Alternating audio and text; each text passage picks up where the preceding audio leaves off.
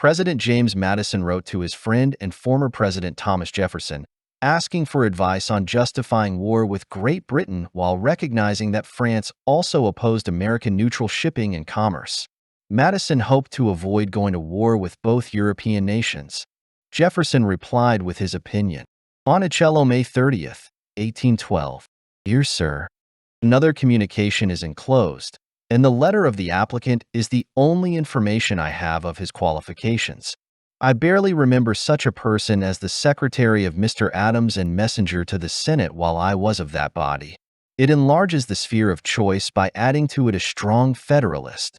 The triangular war must be the idea of the Anglo-men and malcontents, in other words the Federalists and Quids, yet it would reconcile neither. It would only change the topic of abuse with the former, and not cure the mental disease of the latter.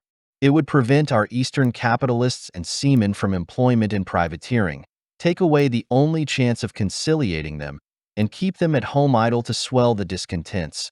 It would completely disarm us of the most powerful weapon we can employ against Great Britain by shutting every port to our prizes, and yet would not add a single vessel to their number. It would shut every market to our agricultural productions, and engender impatience and discontent with that class which, in fact, composes the nation.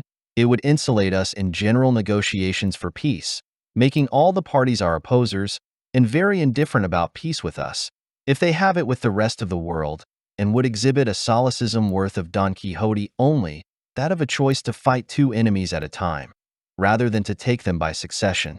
And the only motive for all this is a sublimated impartiality at which the world will laugh, and our own people will turn upon us in mass as soon as it is explained to them, as it will be by the very persons who now are laying that snare.